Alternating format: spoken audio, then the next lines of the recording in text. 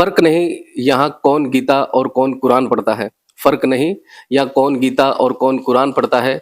सच्चा इंसान तो वो है जो बेजुबानों की जुबान पढ़ता है। ऐसा ही कुछ शख्सियत है आपकी। आप लव कुमार जी जैन हैं और इस वक्त हम दलोट में हैं और दलोट में आपके घर पे हैं। इनके बारे में थोड़ा सा मैं आपको ये बताना चाहूँ, बाकी तो बहुत सारी बातें इनसे करेंगे। बहुत सारी चीजें इनसे सीखना भी है और नहीं कहेंगे तो जबरदस्ती इनसे हम बहुत सारा बटोर बटोर कर ले भी जाएंगे। इनके बारे में थोड़ा सा ये बताना चाहूंगा कि ये दलोट के सामान्य परिवार के रहने वाले हैं। अभी हम यही हैं और ये इस क्षेत्र में सबसे पहले पत्रकार के लिए एक बहुत ही निडर और निर्भीक पत्रकार के रूप में अपनी पहचान बनाते हैं। फिर कोरोना के टाइम पर इतने फर्स्ट वेव जो आई थी जिसमें परिवार भी एक दूसरे को साथ देने के लिए तैयार नहीं थे, वैसी स्थिति में इन्होंने अपने खुद की जान की परवाह किए बगैर हजारों लोगों की मदद करी। तब ये और सुर्खियों में आते हैं। फिर उसके बाद में पत्रकारिता में रहते हुए, कोविड में रहते हुए और समाज सेवा के कई सारे काम करते हुए एक और अपने अंदाज का सबसे अनोखा काम ये शुरू करते हैं, वो है वन्य जीव संरक्षण, वाइल्ड लाइफ रेस्क्यू। और उसमें भी हजारों जीवों को ये अभी तक संरक्षित कर चुके हैं और राष्ट्रीय स्तर पर ये अपना काम को राष्ट्रीय स्तर तक अपने काम को ले जा चुके हैं और अभी भी इस पूर्ण समर्पित भाव से ये काम करते हैं। ये अपने अंदाज का, सब लोग अलग अलग तरह की समाज सेवा करते हैं, लोगों को जो बोलते हैं उनका दर्द समझते हैं और उनके लिए काम करते हैं, लेकिन इनका ये है कि जो बेजुबानों के दर्द को समझ करके उनके लिए काम करता है, वो एक अपनी तरह का इनका एक अनोखा काम है। तो हम इनसे बहुत प्रभावित हुए। और दूसरा ये आप पीछे देख रहे हैं, हम आपको वीडियो में भी आगे बताएंगे, ये इतने सारे जो अवार्ड हैं इनको मिले हुए हैं और क्या क्या अवार्ड कौन कौन से काम के लिए मिले हैं वो हम सारी बातें इनसे करेंगे। तो सबसे पहले लव भैया, आपको नमस्कार और स्वागत है हमारे चैनल में। बहुत बहुत शुक्रिया सजन जी, आपका बहुत बहुत शुक्रिया। आपके चैनल के माध्यम से हम इस अंचल में, इस आदिवासी बहुल क्षेत्र में काफी कुछ अंधविश्वास को दूर करने का प्रयास करेंगे। वाइल्ड लाइफ रेस्क्यू के लेके जो लोगों में वन्य जीवों को लेकर जो विशेषकर अंधविश्वास है या पर्यावरण संरक्षण की जो एक मुहिम है, उसको किस तरह से हम धरातल पर लागू कर सकते हैं, उसके विषय में हम कुछ अपने अनुभव आपसे साझा करूंगा, जिससे इस क्षेत्र के आदिवासी अंचल के लोगों को एक काफी राहत मिलेगी। आप पत्रकारिता में कैसे गए, फिर पत्रकारिता से फिर आपने समाज सेवा में भी ऐसा कोई काम नहीं छोड़ा, जो भी आपसे संभव हो पाया आपने करा, फिर अभी वन्य जीव संरक्षण में, तो मतलब परिवार में ही ये चीज आप कोई था ऐसा, या फिर आपके मन में आपने कैसे इन सब चीजों को शुरू करा? एक बार थोड़ा सा पारिवारिक बैकग्राउंड से। बिल्कुल, मैं एक सामान्य परिवार से आता हूँ, प्रतापगढ़ जिले के दलोट गांव में रहते हैं। बिल्कुल आर्थिक समस्याओं और तंगी से बाहर निकल के इस मुकाम पर पहुंचे। गुरुजनों का, परिवारजन का, परमात्मा का आशीर्वाद रहा।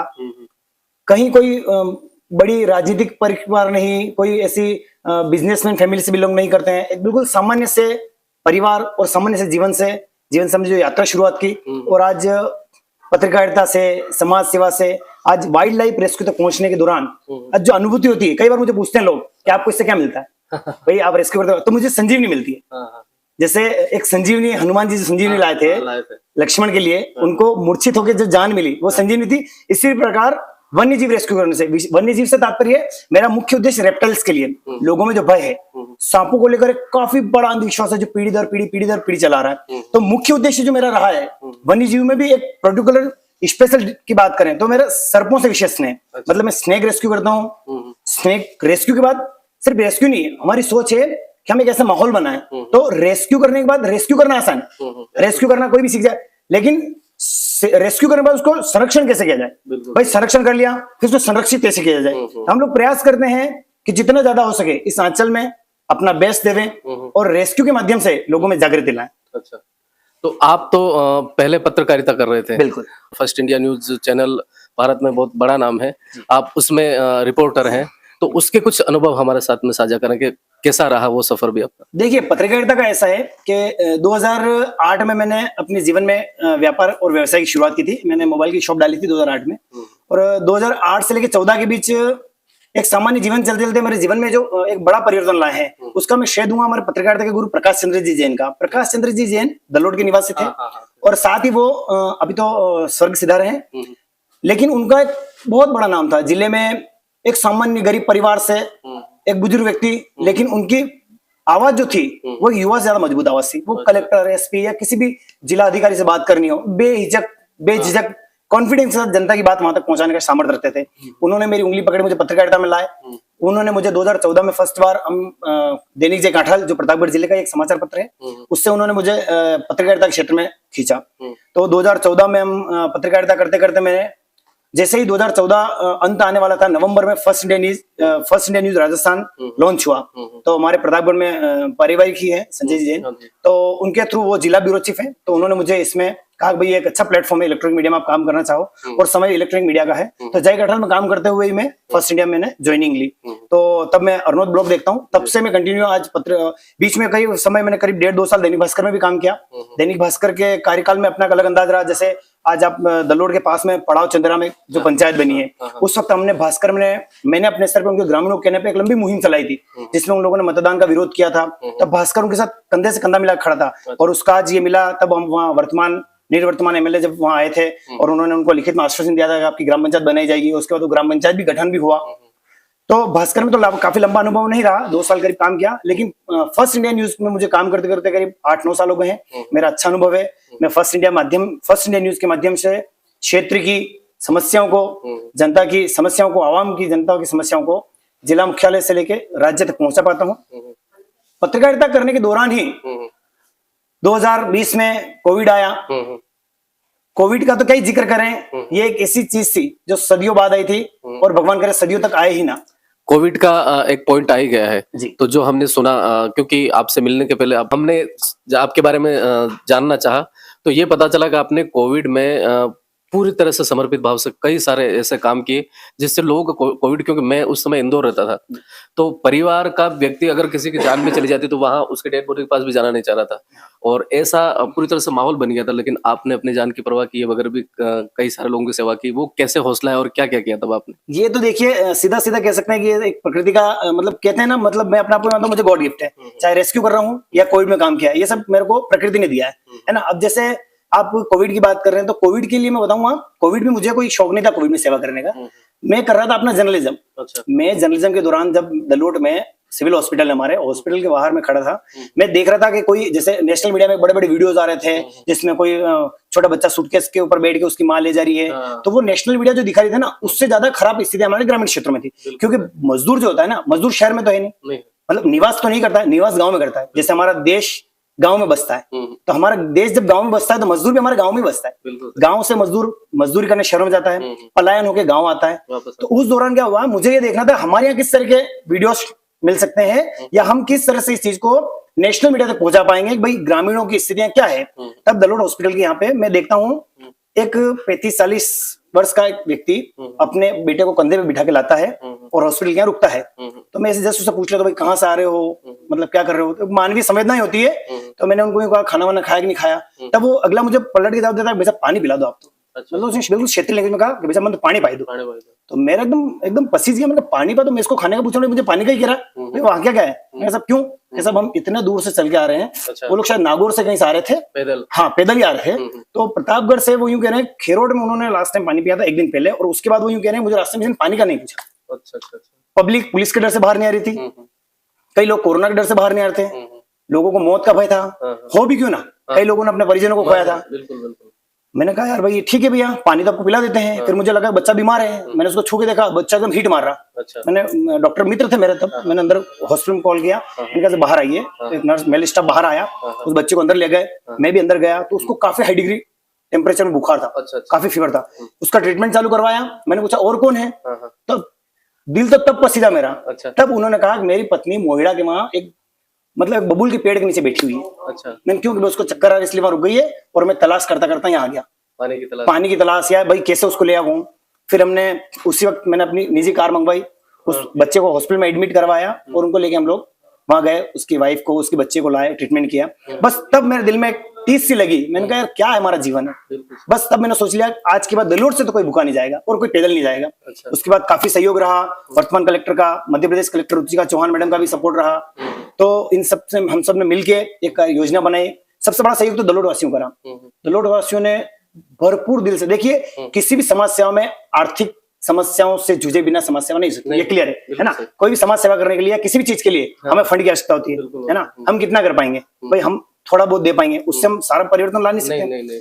लेकिन तब हमने क्या किया, हमने एक मुहिम सी चलाई। तब हमारे वीडियो साहब थे यहाँ पे, उन्होंने कहा था भाई ये ऐसी कोई योजना ही है जिसमें गवर्नमेंट जनता से डोनेशन ले रही है और डोनेशन वहां पहुंचा रही है, फिर वहां से भाई जनता का डोनेशन लेके हम वहां भेजेंगे, फिर वहां से आएगा, तो वहां से 100 निकला तो रास्ते में तो 30 ही आ पाएगा।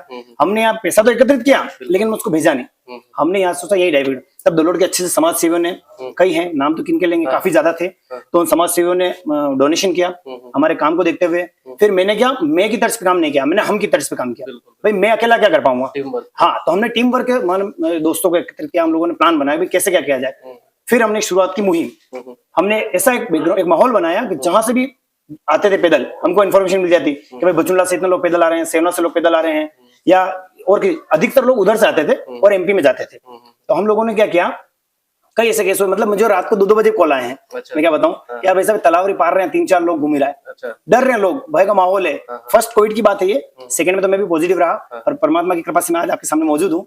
तो उसके बाद लोगों की दुआएं आपके साथ, नहीं ठीक, परमात्मा का काफी आशीर्वाद, बिल्कुल ये बात तो इसमें कोई दो राय नहीं, दुआएं खाली नहीं जाती। हम लोगों ने एक टीम वर्क स्टार्ट किया, उसके बाद हमने प्लान बनाया कि भाई ऐसे कैसे इस चीज से लड़ा जाए। फिर हम लोगों ने क्या किया, भाई पुलिस की परमिशन से ले एक अस्थायी भोजनशाला टाइप हमने जगह क्रिएट की, वहां पे दाल बाटी भोजन और चावल, पूरा प्रोटोकॉल का ख्याल रखते हुए, कोविड गाइडलाइन नियम का ख्याल करते हुए हम लोगों ने भोजनशाला बनी। जो भी मजदूर आते उन लोगों को खाना खिलाते, फिर उनको प्रोटोकॉल के तहत ही छुड़ाने की व्यवस्था करते। गाड़ी हायर की हमने, ट्रक पिकअप टेम्पो जो भी मिल जाता। काफी समाज से भी आया, लोगों अपने मन से गाड़ियां दी, किसी ने टेम्पो दिया, किसी ने डीजल का पैसा दिया, और ऐसे हमने करीब करीब उस वक्त 10,000 लोगों को उनके घर पे गंतव्य स्थान पहुंचाया। 7-8 हजार लोगों को, वो 10,000 लोगों के अलावा हमने उन लोगों को खाने की व्यवस्था की। कुछ गरीब परिवार जो दलोड़ थे उनके हमने राशन के किट भेजे, और ये सब सहयोग दलोड़वासियों का, स्पेशल दलोड़वासियों के सहयोग से हम इसमें सफल हो पाए। और उसके बाद देखो चैलेंज तो रहता है ना भाई, काफी चैलेंजिंग रहा। घर वालों ने कह दिया भाई घर आने की जरूरत नहीं। मैं वही अभी पूछने वाला ही था आपसे कि उस समय जैसे कहीं कोई बाहर जा रहा था जी, तो घर वालों का सबकी अपने जान की परवाह, अभी आपको क्या करना है सब चीजों का, और आप इतने समाज सेवी क्यों बन रहे हो, क्योंकि हवा ऐसी हो गई थी और मतलब कुल मिला के माहौल वैसा बन चुका था, अगर किसी को कोई छू रहा है तो वो मर ही जाएगा, बस यही था। तो परिवार ने किस तरह से आपको कोऑपरेट किया?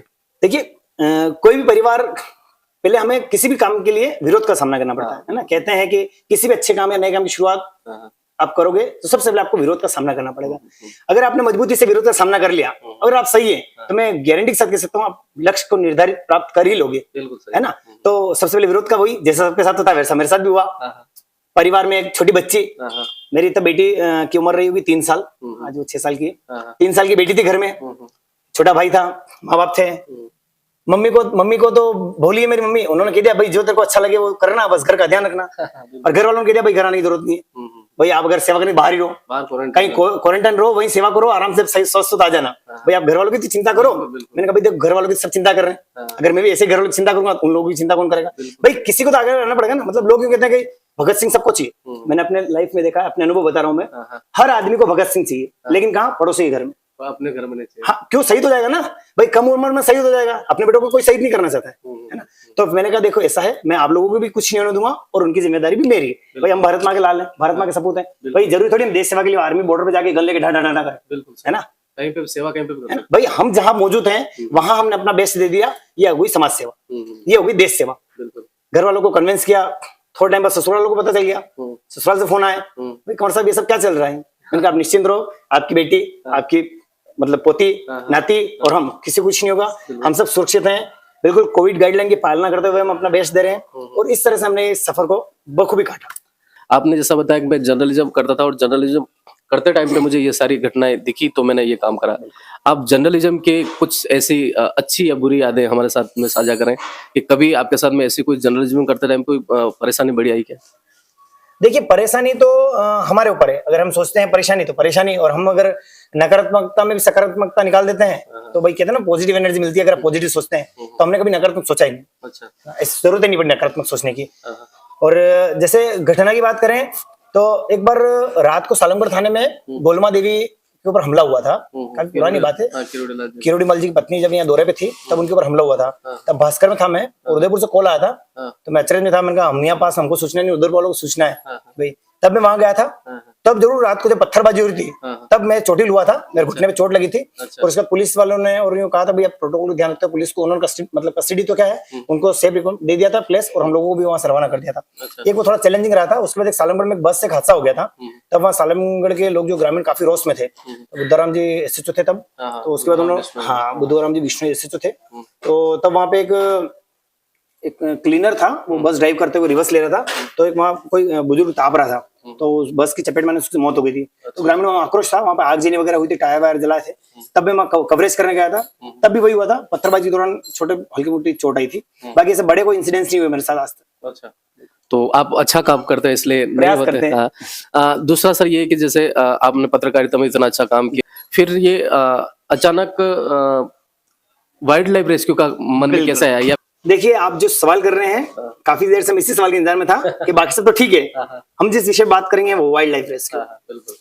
मतलब इसमें मैं आपको क्या बताऊं, देखिए वन्य जीव संरक्षण और मेरा कतई वास्ता नहीं था। अच्छा। मैं बाय कास्ट जैन बिलोंग करता हूँ, मैं एक कृषक वर्ग से नहीं हूँ, मतलब कृषि है ठीक है, मतलब कृषक के मतलब जो कृषि कार्य करते हो, कृषि है हमारे पास, लेकिन कृषि कार्य करने वाले कृषक नहीं है। तो भाई जब कृषक नहीं है, जब मजदूर वर्ग से नहीं है, तब जीवों से आमना सामना नहीं हुआ है ना, तब जीवों से आमना सामना हुआ ही नहीं तो उससे जुड़े हुए ही नहीं थे। मतलब मैं आपको बताऊं, मैंने रेस्क्यू नहीं किया ना, उसके पहले मुझे पता नहीं था कितने प्रकार के सांप होते हैं, या सांप होते कैसे, या यूं कहूं कि मैंने सांप देखे ही नहीं थे। अच्छा, हाँ बिल्कुल सही, क्योंकि जाना ना इस तरह से कई साइड। हाँ तो आप जैसे जानना चाह रहे हैं कि ये शुरुआत कैसे की, हाँ।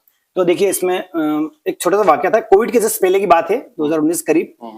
अभी हम यहाँ रह रहे हैं नए मकान में, पहले हमारे गांव में पुराना मकान था, कच्चा मकान था, पीछे बाड़े होते हैं जैसे, है ना, तो गांव में होते ही बाड़े, जैसे बाड़े थे वहां पे, तो बाड़े में भाई पेड़ पौधे ऐसे होते हैं, तो वहां पे क्या है, करीब करीब समझ लिया 1.5 फीट का ट्रिंकेट स्नेक। अच्छा, अब तो मैं नाम जानता हूँ क्योंकि तो बता पाऊंगा ना, ट्रिंकेट्स है, मतलब सांप की प्रजाति का सबसे सुंदर सांप है, रूप सुंदरी नाम है, वो मेरे घर में आ जाता है। अब घबराहट, सब एकदम सांप सांप सांप सांप, तो अब सांप है तो क्या करे, सांप है तो एक ही सपेरा, सपेरा को बुलाया जाए, तो हम क्या करते हैं उस वक्त, किसी से नंबर लेते हैं, सपेरे को बुलाते हैं, कालबिलिया प्रजाति के सपेरे थे, सपेरा आता है, सांप दिखता है, उसको ऐसे लकड़ी से दबाता है और काली बैग में डाल देता है।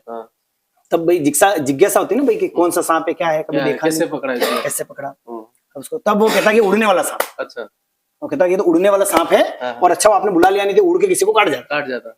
भय होता है तो इंसान पैसा देता है, बिल्कुल देता है ना, पैसा कब मिलेगा, जितना ज्यादा भय उतना ज्यादा पैसा, है ना, तो ये बात सब। उसने रेस्क्यू 3,500 रुपये मांगे। अच्छा, 3,500 ज्यादा होगा भाई, थोड़ा कंस्ट्रक्शन का छोटा बच्चा है, कोई बड़े के 3,500 छोटे के नहीं, सब ये पैसा तो ये लगेगा। अच्छा, 3,000 रुपये ले गया वो। अच्छा, 3,000 रुपये ले गया वो, लेके चला गया, हम भी भूल गए बात को। करीब करीब 15-20 दिन, हफ्ता भर बीतता है, हफ्ता भर से ज्यादा बीता, फिर सेम सांप, वही प्रजाति, वही साइज वापिस दोबारा आती है, और वही रेस्क्यू वाला भी आ जाता है। यहाँ पे ये नहीं होता। अच्छा, यहाँ पे बस परिवर्तन यही होता है, ट्विस्ट यही है। हाँ यहाँ पे होता है। तब हमारे पुराने घरों में हमने देखा होगा ऐसे चिमटे होते थे बड़े बड़े, आजकल तो छोटे छोटे स्टील के आते रोटी, और पुराने हम मक्की की रोटी पड़ रहा है, इतने बड़े बड़े चिमटे होते थे, है ना। तब हमारे क्या है, पापा मतलब पापा को बताता शुरू से भाई बेटा हिम्मत वाला है, एक्चुअली क्या है, परमात्मा की कृपा रही, आपका सहयोग रहा, हिम्मत में कहीं पीछे नहीं रहे। खूब सारे सपने थे, पुलिस जाना है, आर्मी में जाना है, डिफेंस सर्विस में जाना है, पर कुछ हालात, कुछ परिस्थितियां ऐसी रही, हम वहां नहीं पाए। लेकिन बचपन से अपने आप को हिम्मत वाला समझा, हिम्मत वाला बनाए रखा। घर वालों को पता था भाई बच्चा हिम्मत वाला है। मेरे पापा ने मुझे चिमटा ला के दे दिया कि भाई कहाँ बार बार 3-3 हजार रुपए देंगे, चिमटे से पकड़ बाल्टी में डालो और छोड़ दिया। अच्छा, हमने भी हिम्मत कर ली, गए भाई, उसने लकड़ी से मुंह दबाया था, हमने चिमटे से मुंह दबा दिया, ध्यान रखा उसको चोट ना लगे, अहिंसक लोग हैं, मारना था नहीं, बाल्टी में डाला, ढक्कन लगाया, उसको गांव से बाहर छोड़ के आ गए। बाहर छोड़ते वक्त ही मन में ख्याल आया कि भाई हमने उस दिन 3,000 दे दिए, आज फिर बुला के 3,000 दे देते। भाई हम जिस क्षेत्र से बिलोंग करते हैं ये सिर्फ पिछड़ा नहीं है, ये हर तरह से पिछड़ा है। हम विशेष पिछड़े क्षेत्र में रहते हैं, है ना, ट्राइबल एरिया है हमारा। तो हम यहाँ पे सिर्फ शिक्षा क्षेत्र से या चिकित्सा के क्षेत्र से नहीं, हम आर्थिक स्थिति में भी बहुत पिछड़े हुए। हमारे क्षेत्र में मजदूर वर्ग मजदूरी जीवन यापन करने के लिए मजदूरी करता है, कमाता है, खाता है और खत्म हो जाता है, भविष्य के लिए उसका कुछ भी नहीं, है ना। ऐसी स्थिति में अगर ग्रामीण क्षेत्र में मान लो किसी घर में सांप आता है तो पैसा तो वही लगेगा। जब एक मजदूर वर्ग 200 या 300 रुपए मजदूरी करता है, 2 लोग हैं 600 मजदूरी करेंगे, उनके बच्चे पालने हैं उनको, 300 रुपए मजदूर कमाता है, खाता है, खत्म कर देता है। ऐसे में अगर महीने में अगर 1 बार या 2 बार उसके घर में सांप आ गया, भाई चूंकि आदिवासी बाहुल्य है, छोटे छोटे गांव है, अब गांव में घर जो होते हैं खेतों के आसपास होते हैं, बाड़ों के आसपास, तो ऑब्वियसली वहां पे सांप आते होंगे, है ना। तो भाई मैंने कहा अगर 3-3 हजार रुपए सफेद ऐसे ले जाएंगे तो भाई आदिवासी बाहुल्य में ये भाई ऐसा कैसे काम चलेगा, कैसे चलेगा। उस दिन स्टडी शुरू कर दी। अच्छा, कि भाई सांपों के बारे में जानते हैं। पहले दिन रुचि उस दिन आई, सांपों के बारे में जानना शुरू करते हैं। बुक्स मंगाई, नीलिम कुमार खेरे की एक बुक है हाँ। सांप नाम से, उसको पढ़ा। यूट्यूब पे देखा काफी कुछ यूट्यूब पे देख देख के, जैसे हमारे अमित कुमार जी एसपी है, वो जब मुझसे मिले तो मैंने पूछा सर, बोले आपकी जैसी बेटी मेरे को आईपीएस बनानी है, उसको अच्छी जगह पढ़ने के लिए भेजना है कि मैं तो यूट्यूब से बन गया हूँ। अच्छा। तो कहने का मतलब यूट्यूब पे काफी कुछ है, अच्छी लोगों चीज़ के दिमाग में यूट्यूब एक छोटी चीज होगी, लेकिन यूट्यूब बहुत बड़ा प्लेटफॉर्म है, बहुत बड़ा। दुनिया की जानकारी चाहिए यूट्यूब सर्च कर लो आप, है ना। तो मैंने क्या किया, यूट्यूब पे सर्च करना स्टार्ट किया, भाई सांप कितनी प्रजातियों के होते हैं, जहरीले कौन से होते हैं, वो सांप फूंक देता है, बीन पे नाचते हैं, ऐसी सारी, जैसे जैसे मैंने पढ़ना शुरू किया बहुत सारी चीजें मिथ तक दूर होने लगे। अच्छा। मैं सोच रहा भाई हम आज तक बचपन से ये पढ़ते हुए आ रहे हैं, हकीकत में ये है। सांप, हमने यही सुना कि सांप जहरीला ही होता है। नहीं सब यही तो हमने भी ये सुना था। मतलब इस बीच क्या पढ़ते बांसवाड़ा की एक संस्था है, अच्छा। वागड़ बने वृंदावन, अच्छा। उस संस्था से जुड़ना ही हुआ कि उसके जो सदस्य हैं या अध्यक्ष हैं या जो सेवा, अनुराग जैन है, वो मेरे भाई है। अच्छा। हाँ, मेरे मतलब पारिवारिक सदस्य हैं, मामा जी के लड़के हैं। हाँ। तो वो वहां पे गायों के लिए काम करते हैं। अच्छा। तो गायों के साथ उन्होंने सांपों के लिए भी काम कर रखा है। मैं उस ग्रुप से जुड़ा, तो फिर मैं देखता था 8-10 दिन बाद एक स्नेक का रेस्क्यू करते, फोटो डाल देते हैं। अच्छा। फिर मैंने उनसे पूछा भाई ये कौन सी प्रजाति है, ये कौन सी प्रजाति है, ये कौन सी प्रजाति है। उनसे पूछ के मैंने पहले तो नॉलेज लिया, है ना। उसके बाद हमारे दलोड़ में फॉरेस्टर है रामनारायण जी डांगी, हमारे मित्र हैं, राजस्थान वन विभाग में है। ट्रांसफर हो गया अभी? हाँ, अभी उनका ट्रांसफर हो गया है, वो रेंजर बन गए हैं। बड़े नेक्स्ट सीजन व्यक्ति थे, है मतलब। उनको मैंने कहा कि यार मैंने ऐसे यूट्यूब पे देखा है केचर आता है यार सांप पकड़ने के लिए, तो यार मुझे वो मिल नहीं रहा है, आप वाइल्ड लाइफ में है, आप मतलब फॉरेस्ट में है, आप मुझे केचर उपलब्ध करवा दीजिए। तो वो उन्होंने मुझे केचर, वो जयपुर गए थे, केचर ला के दिया, केचर ला के घर रख दिया। पहली बार एक कॉल आता है दोस्त का, भाई वो चिमटे वाली कहानी याद थी, मैं सांपों के बारे में जानकारी भी ले रहा था। तो फर्स्ट कॉल आया, भाई यार इस तरह से सांप है घर के बाहर। अच्छा। पहला रेस्क्यू, सांप के बारे में नॉलेज कम, पकड़े कभी नहीं, चिमटा लेके पहुंच गए, नाली के अंदर सांप था। अच्छा। तो तब कोई नाक कह रहा है, कोई कोट कह रहा है, मत करो ऐसा, कोई काट भी लगा उस टाइप डरा। हाँ, पता ही नहीं था ना, वो चेकर्ड स्नेक था, वाटर स्नेक कहते हैं। अच्छा। अपना देसी भाषा में डिंडू कहते हैं, नाली में डिंडू रहता है। वही केचर लगा दिया, हल्के हाथ से केचर लगाया, बाल्टी में डाला, छोड़ दिया। ऐसे करते शुरुआत हुई।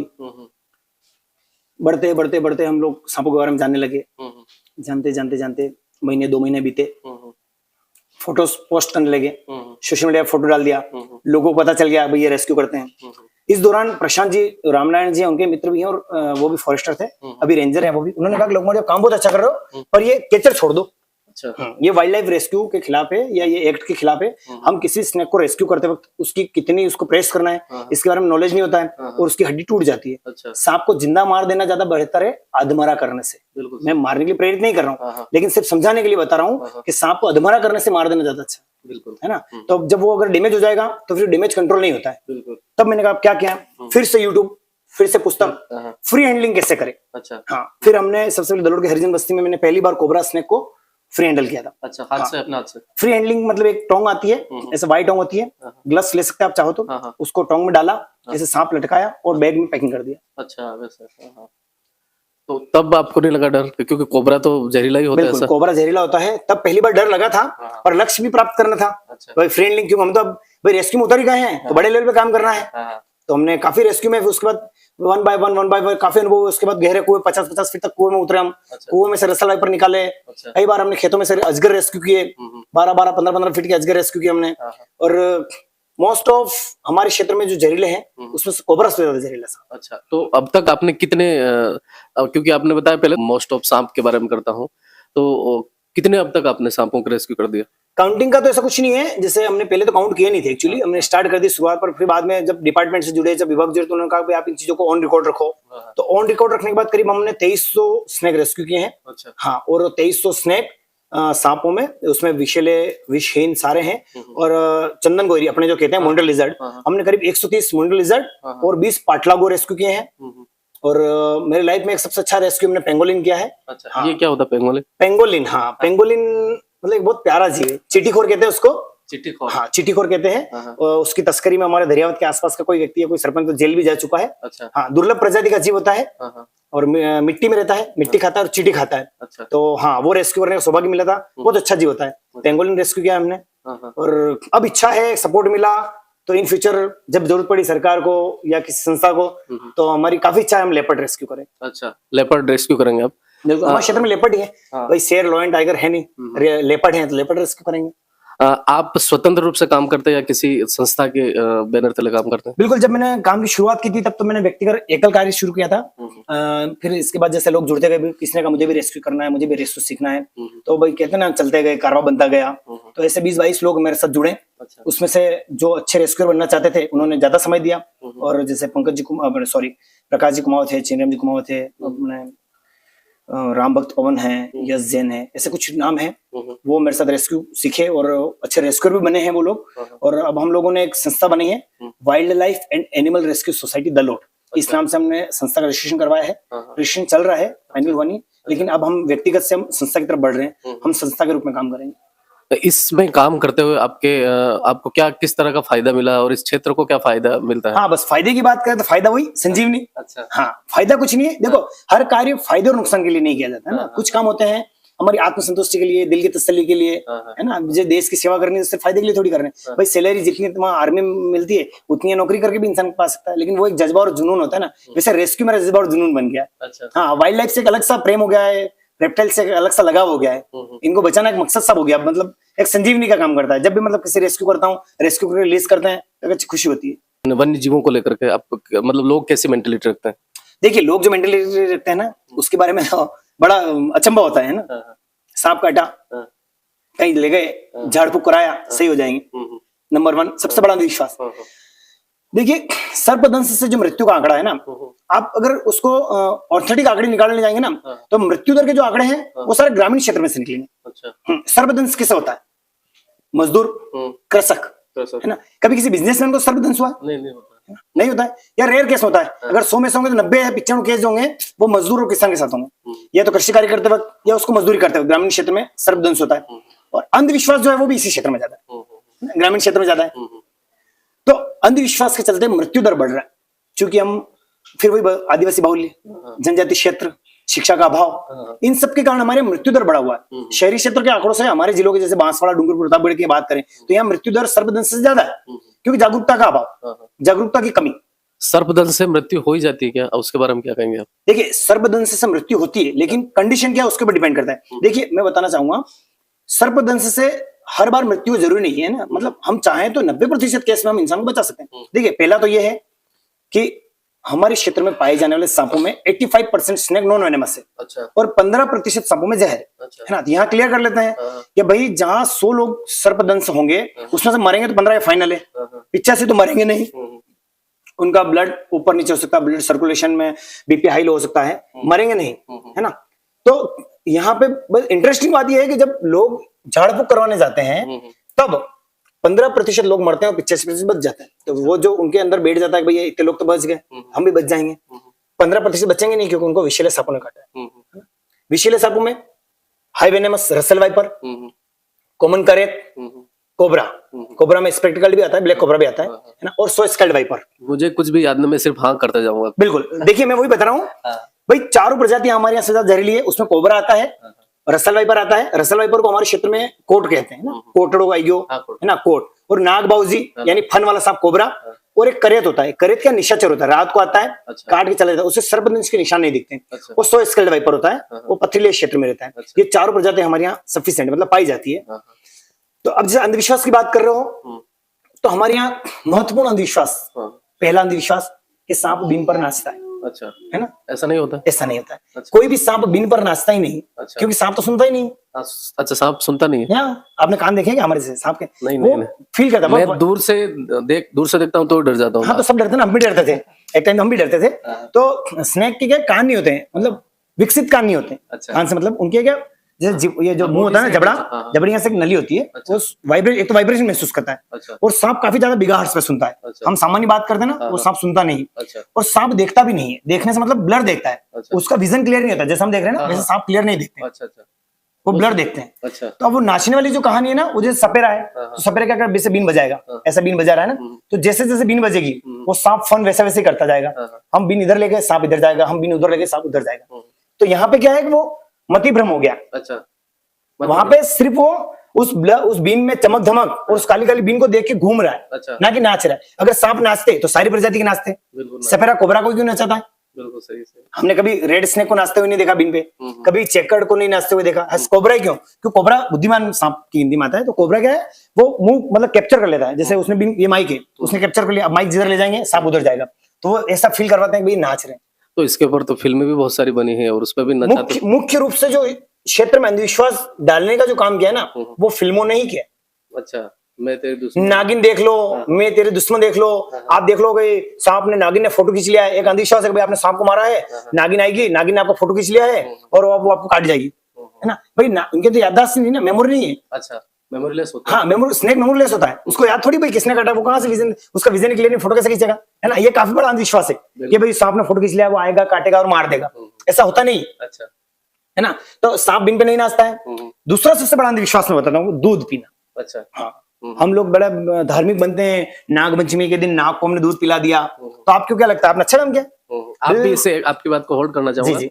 आप भी इसी क्षेत्र में, और मैं क्योंकि एक ट्राइबल आदिवासी के साथ से, और हमारे वो जो आप समझ लो खाकल देव जो वो होते हैं, वो उसमें बाबूजी आते हैं और उसको जो बाबूजी आता है उसको भाई, जो अगर शादी से पहले मर गया तो वो दूध पिएगा, और शादी के बाद वाले को कुछ उनके जो पर्टिकुलर डिमांड्स होती है उनके हिसाब से, तो अब उसको जारी रखो आपकी, क्या वो दूध सही में पीता है? बिल्कुल, देखिए मैं कहता हूँ जैसे बीन पे नाचना का अंधविश्वास, इसी प्रकार से दूध पीना भी एक अंधविश्वास है। कोई भी सांप दूध नहीं पीता है। अच्छा, हाँ, एक मतलब स्तन ग्रंथि नहीं होती सांप के अंदर। अच्छा। सांप रेप्टाइल्स है, क्योंकि रेप्टाइल्स कभी भी दूध को पचा नहीं सकता है। अच्छा, है ना। हम जैसे दूध को पचाते हैं, ऐसे पाचन तंत्र नहीं है अच्छा। सांप के अंदर। तो दूध पिएगा कैसे और पिएगा तो पचाएगा कैसे? अब कई बार कहते हैं सपेरे ने तो पिलाया था। सपेरे क्या करते हैं, सांपों को भूखा रखते हैं। अच्छा, काफी टाइम तक भूखा रखा, 8 दिन 5 दिन। अब मरता क्या नहीं करता। बिल्कुल सही। आप मान लो आप रो एजेंट है और आप पाकिस्तान में चले गए, भारत की जासूसी कर रहे हैं। अब आपको जीना भी है और नाली का पानी पीना भी है, क्या करोगे? है ना, क्योंकि हमें अपने देश की सेवा करनी तो पीना है ना। तो वही कंडीशन सांप के साथ होती है। जब उसको मरना है, वो भूखा भी है, तब उसको दिखता नहीं वो क्या पी रहा है, वो पी जाएगा। लेकिन मैं दावे के साथ कह सकता हूँ, जो सांप दूध पिएगा 5 से 7 दिन बाद वो मर जाएगा। अच्छा, वो दूध को नहीं पचा पाएगा, डाइजेस्ट नहीं उनके साथ नाइंसाफी करना। बिल्कुल शुद्ध रूप से दूध पिलाना, यानी शुद्ध रूप से नाइंसाफी करना। अच्छा, किसी भी सांप को हम नागपंचमी का सांप आया, सपेरे लेके आ गए, दूध पिला दिया, है ना, ये हम बिल्कुल गलत कर रहे हैं। सरस देखिए, प्रकृति ने सबके लिए एक संतुलित आहार बना रखा। फूड चेन कहते हैं ना। फूड चेन क्या है? फूड चेन वही है। मानव मांस खाने लगा, अच्छा कर रहा है क्या? गलत है। ये प्रकृति को विनाश की तरफ ले जा रहे हैं। भाई जब खाने के लिए इतनी सारी चीजें हमारे पूर्वज खाते थे, तब अन्न नहीं था, तब हम विकसित नहीं थे, बिल्कुल सही है ना। अब आज हमारे घर में मान लो शौचालय बन गए, तो हम जबरदस्ती जंगल में थोड़ी जाके बैठ रहे हैं, है ना। तो जब बदलाव आए हैं तो मांसाहार छोड़ के शाकाहार की तरफ बढ़ना चाहिए। तो ऐसे ही वो मतलब स्नेक मांसाहारी जीव है, वो रेप्टाइल से, रेप्टाइल्स दूध नहीं पीता है, पचता नहीं है। तो एक जो संतुलित आहार है उनके लिए, जो फूड चेन है, प्रकृति ने जो फूड चेन बनाई उसके अकॉर्डिंग वो खा लेगा। आपको अलग से कुछ भी खिलाने की जरूरत नहीं है उसको। अच्छा, खिलाना पिलाना बिल्कुल गलत है। अच्छा, हाँ, तो ये इतने सारे, एक मुझे भी बहुत बड़ी जानकारी आपने दी।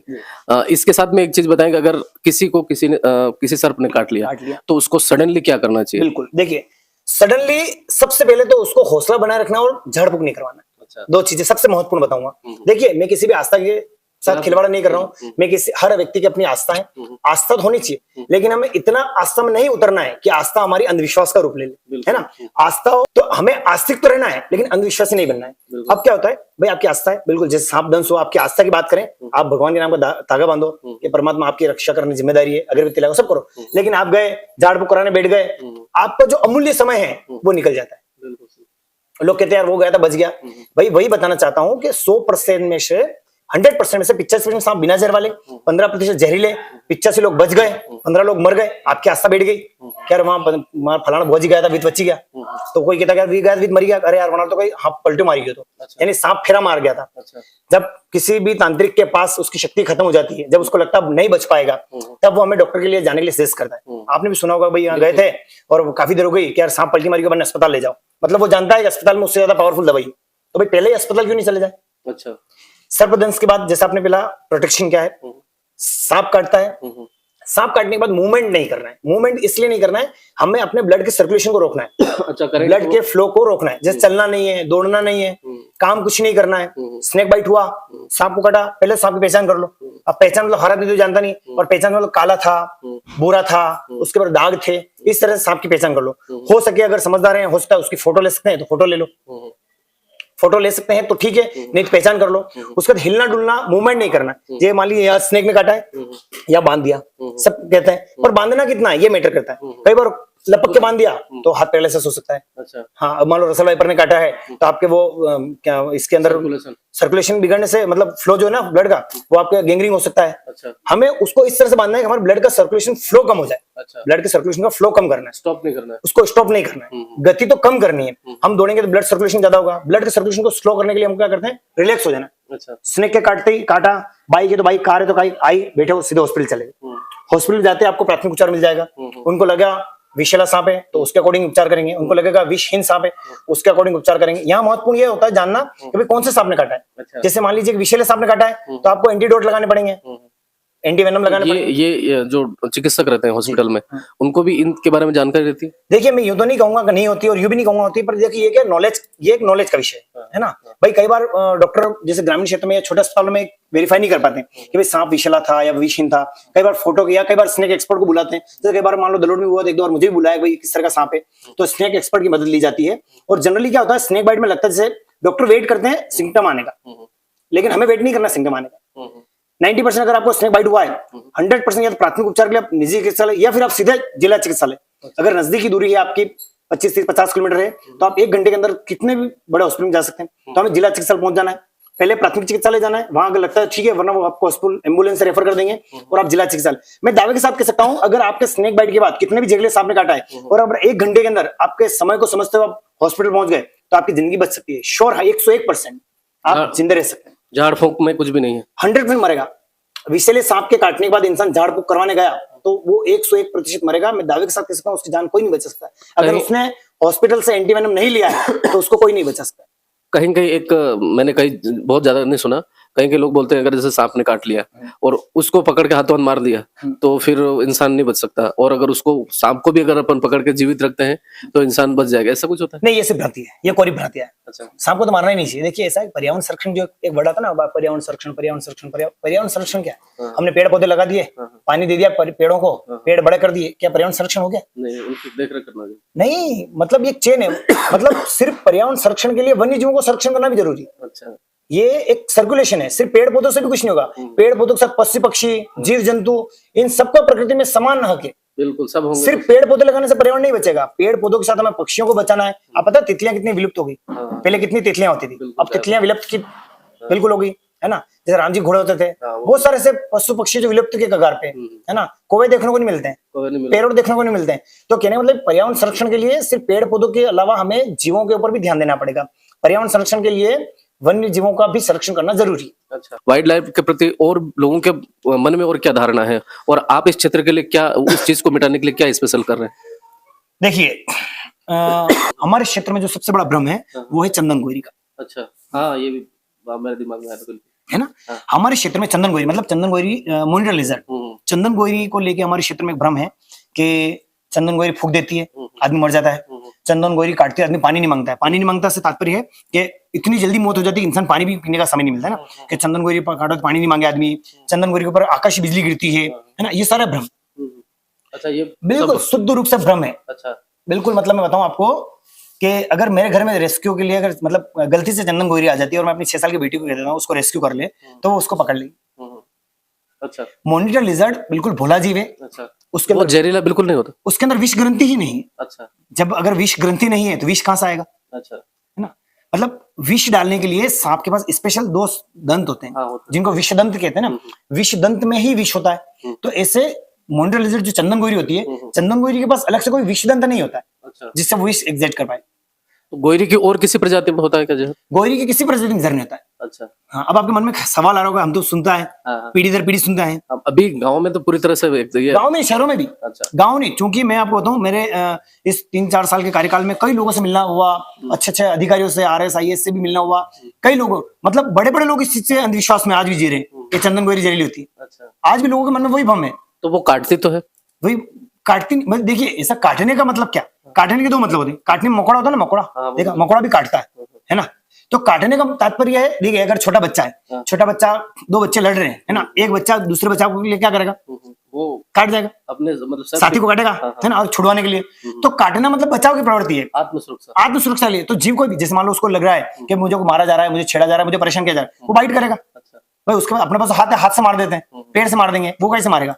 मतलब वो उस ये जो अंधविश्वास की प्रवृत्ति उससे ही मर जाता है कि मेरे को इसने काट लिया अब मैं मर जाऊं। हमारे यहाँ जो मृत्यु दर है वो भय से है। अच्छा। सुना हुआ है कि चंदन गोरी काट ली, चंदन गोरी काट ली, वो सुना हुआ, पीढ़ी दर पीढ़ी सुना हुआ है। अब वो क्या भय बैठा हुआ है। अब जब भय हुआ, भय से क्या ब्लड प्रेशर हाई हो गया, ब्लड प्रेशर लो हो गया, बीपी अप डाउन हुई या हार्ट अटैक आ गया और इंसान की मौत हो गई। ऐसे किसी भी केस में आपको उसका मेडिकल कॉलेज या मेडिकल में सॉरी हॉस्पिटल में जाके आप उसका पोस्टमार्टम करवाइए। अच्छा। पोस्टमार्टम रिपोर्ट आएगी, उसमें क्लियर हो जाएगा अच्छा। भाई आपको गोरी ने काटा है, गोरी काटा है तो भाई वही मतलब सर्पदंश पे कुछ राशि का प्रावधान है सरकारों का। अच्छा। है ना, किसी भी सर्पदंश से मृत्यु पे आम जन को राहत के लिए राशि प्रदान की जाती है। अच्छा। आपको लगा चंदन गोरी ने काटा है, आप मेडिकल करवाइए। अच्छा। आप उसका मृत्यु मरने के बाद उसका पोस्टमार्टम करवाइए। पोस्टमार्टम मेडिकल रिपोर्ट जो रिपोर्ट आएगी उसमें क्लियर हो जाएगा कि भाई आप काहे से मरे हो। उसमें पॉइजन ही नहीं होगा भाई उसमें क्लियर हो जाएगा ना। अगर जहर है तो उसमें स्पष्ट आ जाएगा। मॉनिटर एग्जाम में जहर नहीं होता है, ये अंधविश्वास है। और अंधविश्वास चूंकि देखिए हमारे पूर्वज और बुजुर्ग लोग थे ना, वो काफी समझदार हुआ करते थे, है ना। राजस्थान में चंदन गोरी जो है ये शेड्यूल 1 का जीव है ना, ये शेड्यूल एरिया का जीव है। तो शेड्यूल एरिया में क्या है, शेड्यूल 1 में जो जीव है उसका संरक्षण बहुत जरूरी है। तो हमारे से जो पहले पूर्वज रहे हैं वो और ज्यादा इसके प्रति समर्पित थे। तो उन लोगों ने ये या तो दो चीजें, मतलब मेरा अपना मानना है कि दो कारण रहे होंगे। पहला कारण होगा कि उसके संरक्षण के लिए अंधविश्वास फैला दिया गया। अच्छा। कि भाई इससे आपने कह दो कि यार ये फूंक देती है तो इंसान उसके पास नहीं जाएंगे, और जब पास नहीं जाएंगे तो जीव बचा रहेगा। बिल्कुल सही। और दूसरा कारण रहा होगा व्यापार। व्यापार से तात्पर्य है कि कालबेलिया या फिर ये सपेरे जो लोग होते हैं, इन्होंने इस भय को बढ़ा दिया। अच्छा। भाई अपना व्यापार चलता रहेगा। भाई भय है, आपके घर में चंदन गोरी है, आपके यहाँ छोटे बच्चे हैं, आप डरोगे सपर बुलाओगे पैसे दोगे, 3,000 5,000 उसके मुंह मांगी कीमत दोगे और उसको रेस्क्यू करके ले जाएगा। तो ये दो मुख्य कारण रहे होंगे। और आज जनरेशन को समझने की आवश्यकता है। आज के मतलब हमारे क्षेत्र में जैसे तीर धनुष है या गोफन है, देखते ही मार देते हैं। तो उनका मकसद ये नहीं उस जीव को मार देना, वो अपनी सुरक्षा के लिए मार रहे हैं। आज जो इंसानी जीवों को मार रहा है ना, भाई दो तरह के लोग, एक तो शौक से खाने के लिए मार रहे हैं, भाई वो तो दानव है, मानव में दानव का रूप है ना, जो जीवों को मार के खा रहे हैं। और एक जो मार रहे हैं अपनी रक्षा के लिए मार रहे हैं, है ना। तो वो उनका क्या अंधविश्वास, उनके मन में भय है। वो भय जो बैठा हुआ है ना, उस भय के कारण मार रहे हैं उसको। तो हम लोगों को मिलके इस भय को दूर करना है कि चंदन गोरी जहरीली नहीं होती है, विषैली नहीं होती है, उसके काटने से किसी इंसान की मृत्यु नहीं होती। वाइल्ड लाइफ के बारे में आपने बहुत अच्छी अच्छी चीजें बताई। दूसरों का तो होगा इस चैनल को देख करके, मेरे भी कई सारे अंधविश्वास जो थे वो दूर हो गए, और मैं भी आपके इस काम को मैं मेरे लेवल पर भी और भी काम करूंगा। आप क्योंकि वाइल्ड लाइफ पे बहुत बड़ा, जैसे मैं समझता जा रहा हूँ, ये एक बहुत बड़ा टॉपिक हो गया। और जैसा आपने बताया कि पेड़ पौधों मतलब ये प्रकृति सब चीजों से मिलकर के हाँ, ये फूड चेन कह सकते हैं, मतलब सर्कुलेशन प्रणाली है, एक साइकिल रिसाइक्लिंग के अंदर चेन सिस्टम है ना। तो ये चेन है, मान लो इसमें अगर मान लो एक चेन की कड़ी निकल जाती है तो बैलेंस हो जाता है ना। तो ये पूरा चक्र है, पेड़ पौधे जीव जंतु मानव पत्थर पौधे पानी पर्यावरण, ये पूरा सर्कुलेशन। इसमें इस प्रकृति क्या है, असल प्रकृति क्या है भाई, पेड़ पौधे भी प्रकृति है, पत्थर भी प्रकृति है, पानी भी प्रकृति है, हम भी प्रकृति है। हर वो चीज जो इस पर्यावरण में वो प्रकृति है। तो इसका सर्कुलेशन जरूरी है, और सर्कुलेशन के लिए सिर्फ पेड़ पौधे नहीं, वन्य जीव भी जरूरी है। बिल्कुल सही। तो आप इसको लेकर के आगे और क्या करने वाले, क्या प्लान है आपका? देखिए प्लान तो हमारे वैसे काफी कुछ है। मतलब मोस्ट हमारा जो सबसे पहला, हमने अभी अपना स्तर नहीं चुना है। स्तर नहीं चुना से मतलब मैं कोई शहर में जाके बड़ा नाम करके बड़ी संस्था नहीं खोलना चाहता हूँ। मैं चाहता हूँ छोटे क्षेत्रों में, हम आदिवासी बाहुल्य में, छोटे छोटे कस्बों में, छोटे छोटे गाँव में जाके इन अंधविश्वासों को दूर करें।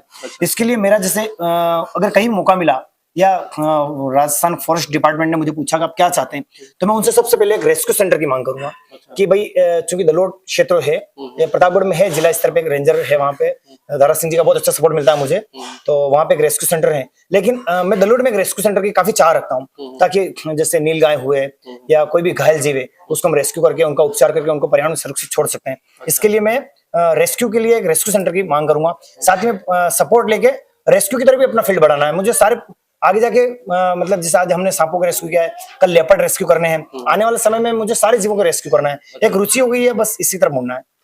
वाइल्ड लाइफ को लेकर के और जर्नलिज्म को लेकर के और एक सोशल वर्क को लेकर के प्रतापगढ़ ही ने इस क्षेत्र में कौन सी ऐसी आपको लगती है कि ये बहुत ही बुरी सामाजिक कुरीति है और इसको खत्म करना चाहिए, अब उसके बारे में कोई बात? देखिए कुरीतियों के बारे में क्या कहें, कुरीतियां काफी है ना। जैसे वैसे तो समाज में एक परिपाटी चल गई है किसी भी चीज की, कि हमारे ये लोग करते थे तो हम भी करें, वो पूर्वज लोग करते थे तो हम भी करें। भाई वो क्यों करते थे उस पर कोई फोकस नहीं करते, है ना। वो करते थे, उनके कारण रहे थे, आज उनकी आवश्यकता है तो आप करिए, आवश्यकता नहीं छोड़ दीजिए, है ना। सबसे जैसे चूंकि मैं अहिंसक समाज से हूँ, तो इसलिए नहीं कि मैं अहिंसक समाज से हूँ, इसलिए कि मैं मानव हूँ। तो सबसे पहला मुझे मतलब मांसाहार से बहुत हीन, मतलब सबसे पहला, है ना, गरीबी कौन लाती है? शराब, शराब लाते है ना, गरीबी लाती है शराब। तो सबसे पहले इन दो चीजों पे तो बिल्कुल पाबंद लग जाना चाहिए, बिल्कुल है ना, शराब और मांसाहार, बिल्कुल। है ना। मांसाहार दानव का आहार है, मानव का आहार कभी नहीं रहा। हमारे संत मुनि कभी खाए? हमारे राम जी इतने साल वनवास में रहे, कभी उन्होंने मांस का आहार किया? नहीं फल फूल पत्तियां खा के जीवन यापन किया, कभी मांस खाया? नहीं खाया। किसी भी सज्जन पुरुष ने, महापुरुष ने कभी भी मांसाहार खाया हो तो बताइए, है ना। महाराणा प्रताप ने मांस नहीं खाया, वो घास की रोटी खाने मंजूर की, वो भी जंगल में बढ़िया अच्छे कबाब पका के खाते, नहीं खाया ना। तो मांसाहार को बढ़ावा ना देके शाकाहार को बढ़ावा देना चाहिए, क्योंकि देखिए ये जैसे कोविड जैसी बीमारी आई थी, चाइना से आई थी, कहते हैं सुअर से आई थी, तो आने वाले समय में अगर मांसाहार पोल्ट्री, अरे मेरी बात सुनिए, एक लोग तर्क देते हैं कि मान लो हम मुर्गा नहीं खाएंगे या मछली नहीं खाएंगे तो बहुत सारे हो जाएंगे, तो ऐसा आप खाना बंद करके देख लीजिए, हम देख लेंगे बढ़ते या नहीं, है ना। प्रकृति संतुलित कर लेगी। आप संतुलन करने वाले कौन होते हैं? संतुलन तो प्रकृति करेगी, है ना। तो जैसे आजकल आप अंडे के लिए या मुर्गी के लिए पोल्ट्री फार्म बन रहे हैं और इंजेक्शन दे के उनका बनाया जा रहा है, प्रकृति में जितने थे उतने सीमित थे, लेकिन आहार हो गया ना, इसलिए मांसाहार को उत्पन्न किया जा रहा है, मांसाहार को बनाया जा रहा है। तो है ना, पहली कुरीति जैसे मांसाहार को त्यागना चाहिए। दूसरी सबसे बड़ी कुरीति शराब। देखिए शराब एक घर नहीं बिगाड़ती, है ना। शराब दारू ये नशा जो है ना, ये कई परिवार को खत्म करता है। शादी होने के बाद अगर किसी ने शराब पिए तो वो उसके ससुराल को खत्म कर दिया, उसने मायके को खत्म कर दिया, उसने अपने नवजात शिशु। अच्छा एक और चीज बताता हूँ, हमारे यहाँ क्षेत्र में कुपोषित बच्चे होते हैं ना, हम कहते हैं ना आदिवासी बाहुल्य में बच्चे कुपोषित क्यों रहे? भाई कुपोषण क्यों नहीं होगा? हमें काजू बादाम खाने की जगह हमें संतुलित आहार करने की जगह हम शराब और मांस में पैसा खर्च कर रहे हैं। हाँ मजदूरी करते हैं, शाम को दारू पी जाते हैं, लीवर फेफड़े किडनी सब खराब है, हमारे स्पर्म का लेवल गिरा हुआ है, हमारे स्पर्म का लेवल गिरा हुआ है, तो हमारे आने वाली पीढ़ियों के पावर कहां से आएगा? भाई मजबूत स्तंभ कैसे होंगे? अब हरियाणा पंजाब में देखो लठेंगे के लठेंगे होते लोग, है ना, उनका खान पान आहार उस स्तर पे है, दूध बिस्किट खा खा के मजबूत होने के बजाय मांस खा के मजबूत हो रहे हो, है ना। तो अच्छा एक चीज हो रही है ना, मतलब चूंकि मैं आदिवासी बहुल चाहता हूँ, आप आदिवासी हैं, आदिवासियों में कई मित्र हैं और प्रकृति समझने में इनका बहुत अच्छा योगदान रहा है। लेकिन एक बात मैं अपने आदिवासी भाइयों से भी कहना चाहूंगा, देखिए प्रकृति का संरक्षण कर रहे हैं आप, जल जंगल जमीन बचा रहे हैं, है ना, तो आप भी मांसाहार छोड़ दीजिए। जल जंगल जमीन अच्छी है ना, तो भाई आप भी मांसाहार छोड़ दीजिए। भाई आप भी जंगल, आप मछलियों का शिकार बंद कर दीजिए, आप छोटे छोटे तालाब में मछलियों को पलने दीजिए। क्यों मछलियों का शिकार करके खाना? मैं नहीं दोष दे रहा हूँ, मैं अपनी भावना है, मैं एक आदिवासी मित्र होने के नाते अपनी भावनाओं को शेयर कर रहा हूँ। रही बात जंगल की, आप जल जंगल जमीन में सच्चे रक्षक हैं, बिल्कुल। दावानल जो है ना, सॉरी दावानल होता है ना, जंगल में आग लगती, बाहर से आग लगाने के लिए आ रहे हैं, है ना। इतनी गर्मी तो नहीं पड़ रही, इतना घर्षण भी नहीं हो रहा है, कुछ लोग अपने हित के लिए जंगल में आग लगा रहे हैं। भाई कुछ लोग अपने हितों के लिए जंगल में आग लगा रहे हैं, वो लोग बाहर से नहीं आ रहे, हमारे बीच में ही है। हमें आग नहीं लगानी, हमें जंगल बचाना, तो आग मत लगाओ ना, है ना। जल जंगल जमीन के सच्चे रक्षक हैं, हम मानते हैं, हमारा समर्थन है, हम सहयोग कर रहे हैं, लेकिन कुछ बदलाव की आवश्यकता है भी, है ना। तो उसमें पहला आप मांस आहार छोड़ दीजिए, ये एक विनती है मेरी, है ना। आप मांसाहार छोड़ दीजिए, आप शराब छोड़ दीजिए। ये दो चीजें छोड़ने से जीवन में परिवर्तन आ जाएंगे, कच्चे मकान पक्के मकान में बदल जाएंगे, बच्चों को शिक्षा का स्तर दीजिए, है ना। भाई टेक्नोलॉजी के साथ जोड़िए, आप संस्कृति के साथ टेक्नोलॉजी के साथ जोड़िए, समाज संस्थाएं देश दुनिया उसके साथ जोड़िए आप, तो आप आगे जाएंगे। और शराब खत्म कर देती है, मतलब जीवन तो ठीक है, हमारी नहीं आने वाली पुस्तकों को भी खत्म कर देती है। हमारे क्षेत्र में, इस अंचल में गरीबी का एक मुख्य कारण भी शराब है। हम लोगों ने सारा पेशा, हमारे क्षेत्र में लोग मजदूरी करके आते हैं, शाम को शराब पीएंगे, पत्नी से मारपीट करेंगे, पुलिस मुकदमा होंगे, पैसा खर्च करेंगे, कोर्ट कचहरी करेंगे, अस्पताल करेंगे और पैसा खत्म कर देंगे। हम अपने भविष्य में अपने बच्चों के लिए क्या दे पाएंगे, है ना। तो शराबबंदी बहुत महत्वपूर्ण है, शराब का उपयोग मत लीजिए। अब कई लोग कहते हैं सरकारों को पता है, सरकारों को बंद कर देनी चाहिए, सरकार बंद नहीं कर दी, आप बंद कर दो। जब जाएगा नहीं तो कोई लेगा नहीं, लेगा नहीं तो इतने महंगे ठेके बिकेंगे नहीं, ठेके बिकेंगे नहीं तो शराब तस्करी होगी नहीं, है ना। शराब बंद करनी है और मांसाहार छोड़ना है। ये तीसरा मैसेज है मेरा। हमारे क्षेत्र से लोग मतलब शिक्षा का स्तर पता नहीं क्यों इस तरह से हो गया, भाई हम पटवारी बन रहे हैं, टीचर बन रहे हैं, मास्टर बन रहे हैं, इससे आगे सोच क्यों नहीं पा रहे? इससे आगे सोचना चाहिए। हाँ, हम मतलब आईएएस के बारे में क्यों सोच रहे हैं, हम यूपीएससी के बारे में क्यों नहीं सोच पा रहे हैं, हम आरएस के बारे में क्यों सोच पा रहे हैं? पटवारी, शिक्षक, बीएलओ, मास्टर यही तक क्यों सीमित है? हमारी सोच को हमें बढ़ाना होगा, क्षेत्र को हम इसको टीएसपी से बाहर निकालने से मतलब है शिक्षा के क्षेत्र में अगर जोड़ना है तो हम अभी से हमारे हायर एजुकेशन पे फोकस करना होगा। हमें शिक्षा का स्तर दिल्ली के लेवल पे सोचो, हम प्रतापगढ़ दलोड़ के क्यों सोचे, हम दिल्ली के लेवल पे सोचें। भाई मुखर्जी नगर में बच्चे क्या पढ़ते हैं, हम उसके बारे में सोचें। भाई यूपीएससी कैसे क्रैक करें, हम अगर आरपीएससी यूपीएससी के सोचेंगे तो करीब करीब सब इंस्पेक्टर तो बन जाएंगे ना। आज हमारे देवीलाल जी हैं, सुंदरलाल जी कटारा हैं, विक्रम जी हैं, अजरुद्दीन हैं, ये कुछ ऐसे नाम हो गए हैं जो इसी स्तर से निकले, इसी धरातल से निकले और आज एक मुकाम हासिल किया है। है ना। तो अब जब मुख्य रूप से हमारे क्षेत्र में आर्मी जो है ना, मतलब भारतीय सेना की तरफ फोकस होना चाहिए हमारा। हमारे क्षेत्र में चंद लोग हैं, या तो जो पूरे रॉयल फैमिली से रहे होंगे, या युवा जो आर्मी की तरफ सोच रखता है वो, बाकी हमारे यहाँ बहुत कम स्तर है। भारतीय सेना में, नेवी में, है ना, वायुसेना, जल सेना, थल सेना, BSF, है ना, पारामिलिट्री फोर्स, किसी में भी हमारे क्षेत्र से युवा है ही नहीं। हमारे युवाओं का जो फोकस है वो हमें अब थोड़ा सा राष्ट्र की तरफ, थोड़ा आर्मी की तरफ डाइवर्ट करने की भी आवश्यकता है। बिल्कुल, बहुत बहुत धन्यवाद सर, आपसे बातचीत करके बहुत अच्छा लगा। बिल्कुल, शुक्रिया, और धन्यवाद जैसा कि आपको। आपने इनको सुना, मैंने भी सुना कई सारी चीजें, मैंने तो अभी हाथों हाथ सीख भी ली और कई सारे अंधविश्वास थे वो भी दूर हो गए। और बहुत बहुत धन्यवाद सर आपका, आपने आपका इतना अमूल्य समय हमको दिया। धन्यवाद सचिन और जी, दर्शकों आपने को मेरी मुझे तरफ से, करवाया। हाँ, मैं इनको, आप भी इनको बिल्कुल कमेंट बॉक्स में बधाई लिखेंगे। अभी शुक्रिया। 2 दिन पहले आप सभी दर्शकों का इनके घर स्नेह। में पुत्र रत्न की प्राप्ति हुई है। हाँ, बिल्कुल। तो हम बधाई के साथ साथ, धन्यवाद। और आपको बहुत बहुत धन्यवाद। और हमारी जो बातचीत हुई, बहुत ही एक अलग विषय पे, अलग टॉपिक पे बातचीत हुई। हमारी बातचीत में आपको क्या सीखने को मिला, बातचीत आपको कैसी लगी, कमेंट बॉक्स में जरूर लिखें। और नए हैं तो चैनल को सब्सक्राइब जरूर करें। बिल्कुल, आप इनके चैनल को सब्सक्राइब करें, फॉलो करें और शेयर करें, जिससे हमारी क्षेत्र की नई नई जानकारियां और नई नई जो हस्तियां, शख्सियतें, वो लोगों तक पहुंच पाए। बहुत बिल्कुल, बहुत बहुत धन्यवाद, नमस्कार।